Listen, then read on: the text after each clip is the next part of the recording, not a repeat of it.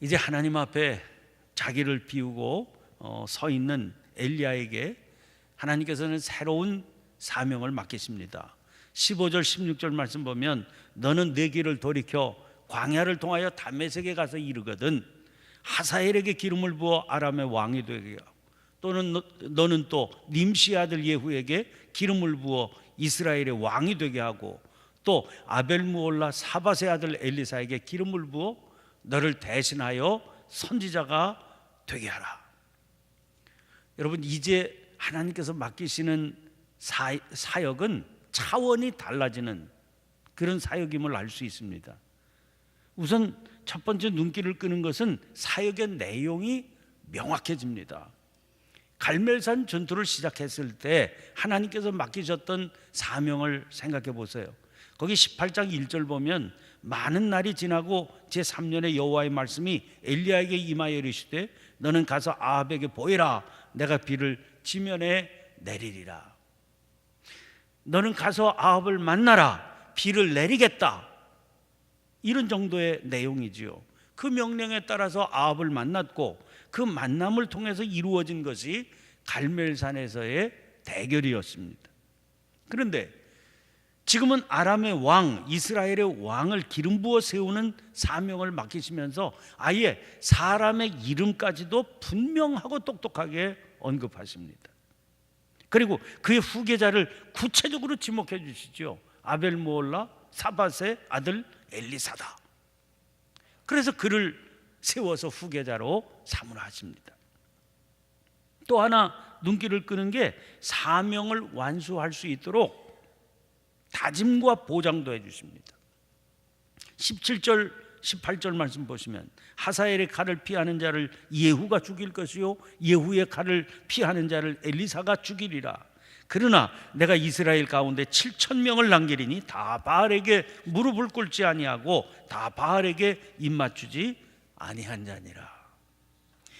엘리야의 하소연 같은 것이 담겨 있었던 대답을 한번 우리가 상기해 볼 필요가 있을 겁니다. 10절과 14절의 글자 하나 다르지 않고 똑같은데요. 내가 만군의 하나님 여호와께 열심히 유별하오니 이는 이스라엘 자손이 주의 언약을 버리고 주의 제단을 헐며 칼로 주의 선지자들을 죽였음이오며 오직 나만 남았거늘 그들이 내 생명을 찾아 빼앗으려 하나이다. 하나님의 주시는 맡기시는 사명은 거기에 대한 답변 같은 사명입니다. 하사엘의 칼을 피하는 자를 예후가 죽이고 예후의 칼을 피하는 자를 엘리사가 죽일 거다.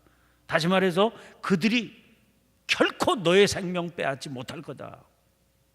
응? 나만 남았는데 내 생명까지도 빼앗으려고 합니다. 아니다. 결코 내 생명 빼앗기지 않는다.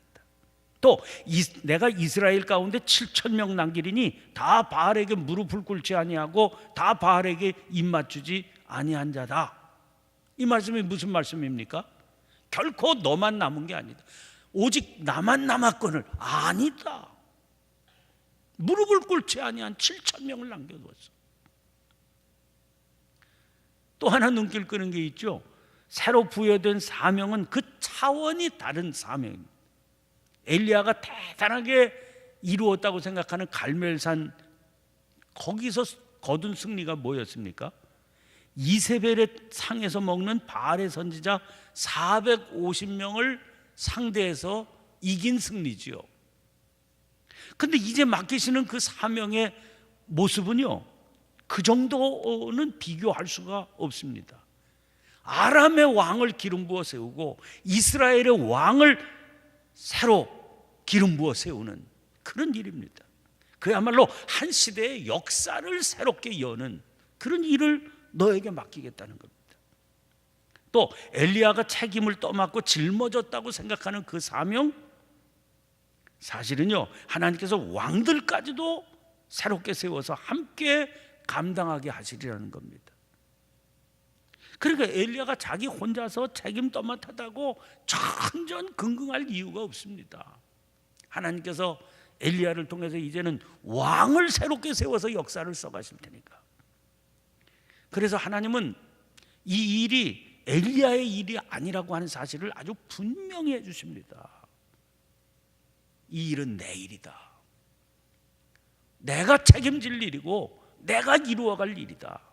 너는 그저 내가 시키는 대로 심부름하면 되는 거다. 그 말씀 아니겠습니까?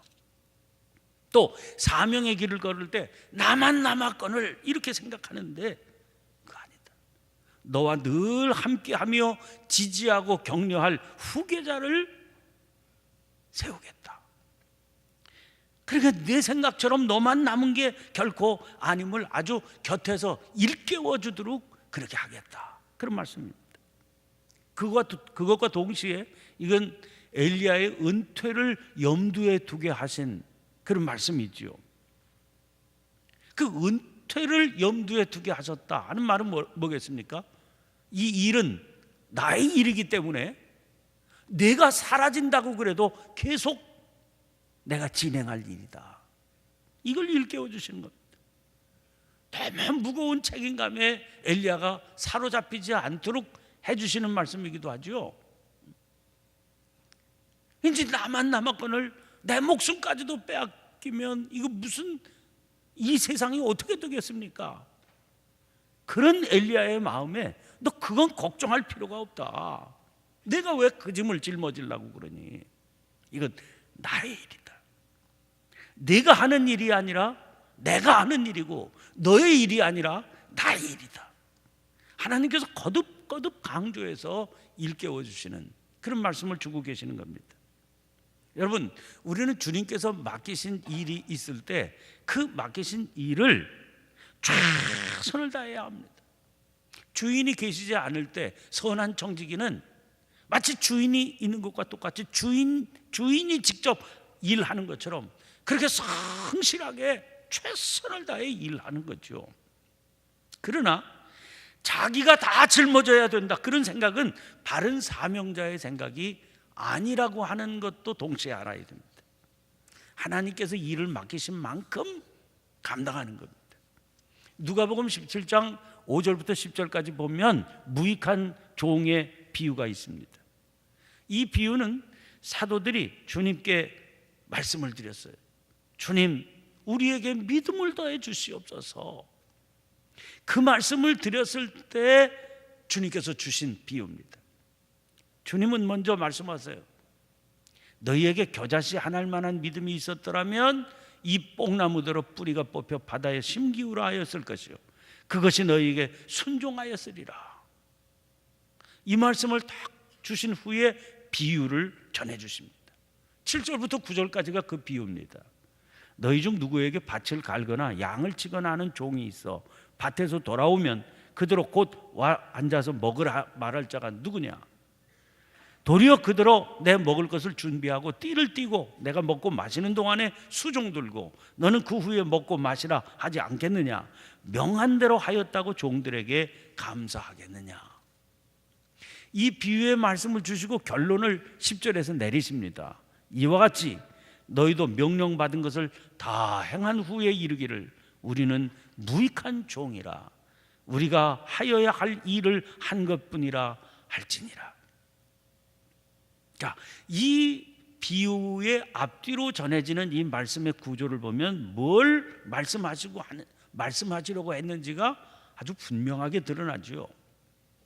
신실한 종은요, 마치 자기가 주인인 것처럼 그렇게 일합니다. 사명감을 가지고 일한다는 것은 바로 그것이지요. 그러나 책임과 결과 모두 주인의 겁니다. 자기는 종이다 하는 사실을 잊지 말아야 됩니다. 주님은 뭘 말씀하시는 거 아니? 이게 믿음이라고 하는 거다 하는 거예요. 이런 믿음이 겨자씨만한 겨자씨 핥던만큼만 믿음만 있어도 하나님께서 그를 통해서 위대한 일을 이루시리라는 겁니다. 그런데 우리에게는 이 믿음이 없는 겁니다. 주인 같은 모습에 열심이 없든지 아니면 자기가 주인인 줄 착각하는 그 열심이 있을 뿐입니다. 그래서 늘 문제가 생기는 겁니다. 그런 점에서 우리는 샤를로트 푸코의 말을 늘 귀담아 들어야 됩니다. 예수 믿는 사람에게 제일 어려운 게 뭐냐? 예수 믿는 거라는 거예요. 목사가 예수를 잘 믿어야 됩니다. 장로가 예수를 잘 믿어야 됩니다. 교인들이 예수를 잘 믿어야 되는 겁니다. 예수를 못 믿는 거예요. 믿음이라고 하는 명목하에 이 본분을 자꾸만 착각하는 게 문제가 되는 것이죠. 자, 오늘 19절 말씀을 보면 엘리야가 거기서 떠나 사밧의 아들 엘리사를 만나니 그랬습니다. 기록으로만 이 문장의 흐름으로만 보면 엘리야가 엘리사를 만난 게 아니라 마치 엘리사가 엘리야를 기다리고 있었던 것처럼 보일 정도로 그렇게 만남이 아주 간단하게 기록이 되어 있죠. 아니, 세상에 어떻게 이렇게 일이 가능합니까? 사람의 일이 아니라 하나님의 일이 되니까 어떤 모습으로 나타나든 여호와 이레입니다. 하나님께서 다 예비해 주신 대로 가고 있죠. 그래서 아무 말도 없이 너냐? 뭐 너는 누구냐? 고를 필요도 없는 겁니다. 하나님께서 다 마련해 두셨기 때문에 엘리야는 자기 겉옷을 그의 위에 던지는 겁니다. 공동번역으로 이 구절을 보면 이렇게 되어 있어요. 자기의 겉옷을 그에게 걸쳐 주었다. 하나님께서 말씀하신 바로 그 사람이기 때문에 뭐 검증도 필요 없지요. 자기의 겉옷을 걸쳐 주면서 이제는 네가 이 일의 사명자다 이렇게 세우는 거죠. 아주 자연스럽게 사명의 인수인계가 진행이 됩니다. 마치 보초교대하듯 하는 것 같아요. 무리가 하나도 없습니다. 보초가 그 다음번 보초에게 뭐 인수인계를 하는데 지금까지 상황이 이렇게 됐으니까 잘 근무 서라 그러면 되지. 거기에 무슨 뭐 다른 찌꺼기 같은 게 남는 게 뭐가 있겠습니까? 자기는 들어가서 잠자면 되는 거죠. 여러분, 이런 모습이 보이지 않게 되면 그것은 그 일이 자기 권한인 듯이 여기기 때문 아닙니까? 신실한 하나님의 종들은 이런 자기의 정체성을 놓치지 않고 살았습니다. 모세가 은퇴하던 장면이 바로 그 구체적인 예가 됩니다. 모세는 나이 80되었을 때 미디안 광야에서 양을 치다가 하나님께서 그를 불러서 사명을 맡기셔서 사명자가 됩니다. 그 사명이 뭡니까? 이스라엘 백성을 애굽에서 이끌어내어서 적과 꿀이 흐르는 약속의 땅으로 인도하라 하는 것이었죠. 40년 동안 이 사명을 감당했습니다. 이 사명을 완수하기 위해서 그가 감당해야 되었던 수고와 고생은 이루 말할 수가 없을 정도였습니다. 아주 진행을 다 짜맞춘 거죠. 그래서 그 결과가 뭡니까? 그 속상하고 그 힘들고 그 어려웠던 사연들, 이게 얼마나 성경에 기가 막히게 묘사가 되어 있습니까? 그래서 결국은 그토록 사모했던 적과 꿀이 흐르는 가나안 땅, 제일 가까운 경계지역 모압 평지까지 도달할 수 있었던 겁니다. 여기까지 와서 요단강 건너가 저 가나안 땅에 진입하도록, 그 사명을 완수하도록 얼마나 진액을 쏟아부었습니까? 그런데 그때 하나님의 명령이 떨어집니다. 여리고 맞은편 비스가산 꼭대기에 명령을 따라 올라가요. 거기 보니까 가나안 땅 전체가 내려다 보였다고 그랬습니다. 하나님께서는 그 땅을 모세에게 보이시면서 말씀을 주십니다. 신명기 34장 4절이에요. 이는 내가 아브라함과 이삭과 야곱에게 맹세하여 그의 후손에게 주리라 한 땅이라. 내가 네 눈으로 보게 하였거니와 너는 그리로 건너가지 못하리라. 잔인해요. 그런데 거기에 대해서 모세의 반응이 전혀 기록이 남아있지 않습니다. 34장 5절부터 7절까지가 바로 그 뒷장면인데 이렇게 되어 있습니다. 이에 여호와의 종 모세가 여호와의 말씀대로 모압 땅에서 죽어 벳볼 맞은편 모압 땅에 있는 골짜기에 장사되었고 오늘까지 그의 묻힌 곳을 아는 자가 없느니라. 모세가 죽을 때 나이 120세였으나 그의 눈이 흐리지 아니하였고 기력이 쇠하지 아니하였더라. 모세는 늙어서 죽지 않았습니다. 기력이 다 빠져서 죽은 게 아닙니다. 펄펄 할 때 하나님이 부르시니까 죽었습니다. 생각해 보면 억울할 수도 있죠. 아쉬울 수도 있겠다. 왜 하필이면 여기까지 와서 데려가십니까?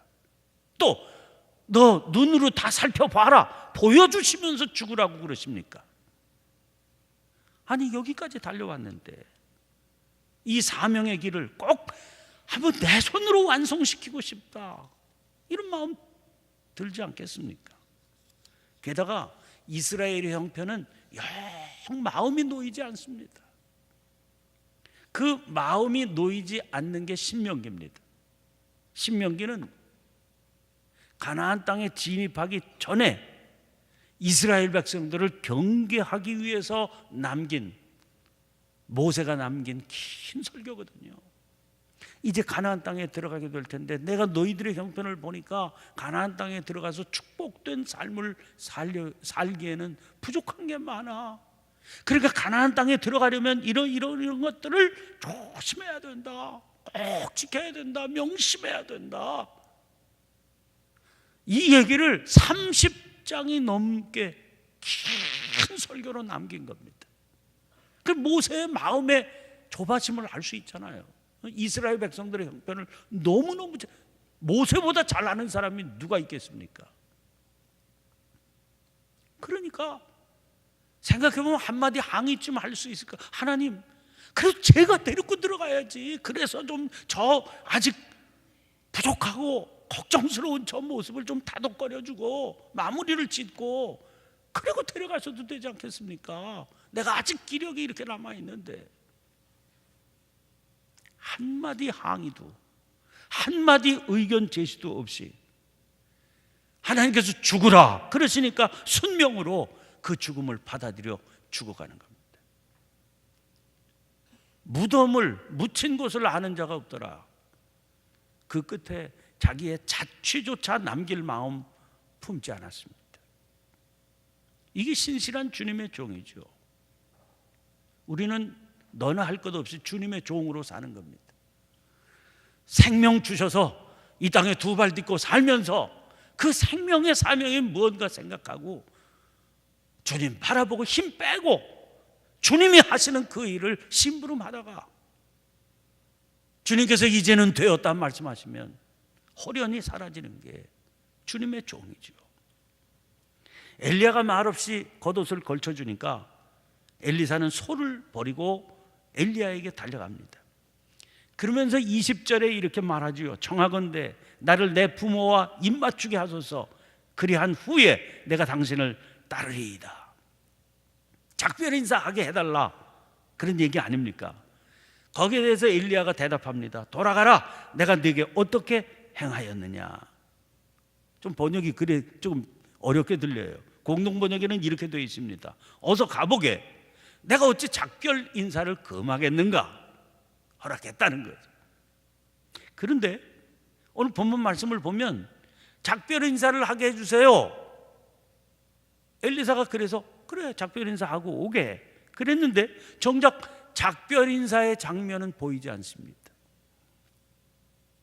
엘리사가 보인 작별 인사가 뭐였습니까? 21절입니다.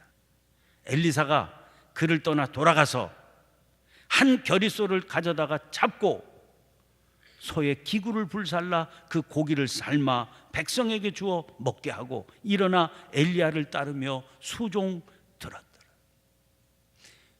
엘리야는 후계자를 잘 골랐습니다. 아니 엘리야가 고른 게 아니죠. 하나님이 정해주신 것이죠. 하나님께서 이렇게 정해주시는 거예요. 엘리사가 생각한 작별 인사라는 건 부모를 붙들고 눈물 콧물 흘리면서 이제 죽을 길을 향해서 가게 됐으니 그런 줄 아세요. 이게 작별 인사가 아니지요. 내 부모와 입맞추게 하소서. 그리한 후에 당신을 따르리이다. 엘리사가 말했던 작별 인사는 문자 그대로의 그런 장면이 아니고 이제 지금까지 살아왔던 내 삶을 정리하고 떠나야 되지 않겠습니까? 자기 삶에 지금까지 자기 삶을 붙들고 있던 터전을 2년 끊고 사명을 향해서 나서는 겁니다. 성경은 이게 하나님의 종으로서의 바른 모습이다, 그렇게 증언하고 있는 겁니다. 목회직 세습하는 문제로 세상이 온통 시끄러워서 때가 때이기 때문에 한마디 하고 넘어가야 되지 않겠나, 그런 생각을 주셨습니다. 아무것도 없던 시절에는 생각하지도 못했던 그 일이 우리의 발목을 지금 잡고 있습니다. 아니, 목회직을 어떻게 한다, 이게 왜 이렇게 시끄럽고 세상의 이목을 끌게 되었을까요? 목회의 길을 걷는다는 게 전에는 이런 주목을 끌지 못했습니다. 왜? 고생과 수고의 길이라는 게 너무나 분명했을 때는 아무도 관심조차 두지 않았던 길인데, 오늘 목회의 길이라는 게 도대체 어떤 모습으로 비춰지기 때문에 그렇게 됐을까, 이런 생각을 하게 됩니다. 감리교 신학대학교 교과에 이런 가사가 나옵니다. 광야에 소리치며 굽은 길 곱게 하니 그 이름은 예언자, 그 이름은 예언자. 그래서 신학교를 다니면서 이 교가를 부르면서 저는 당연히 우리들이 가야 할 길이 광야라, 그렇게 생각했습니다. 구부러진 길을 걷는 거로구나, 그렇게 생각하면서 학교를 다녔습니다.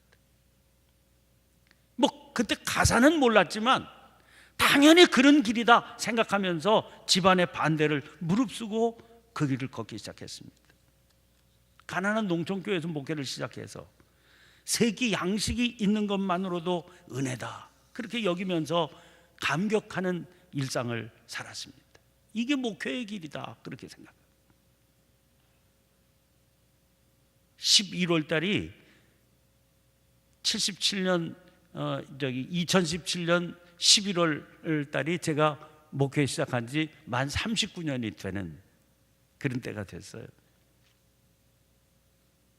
한 40년, 50년 어간에 우리 한국교회가 엄청나게 규모가 자랐습니다. 저도 또한 목회의 규모가 자랐죠.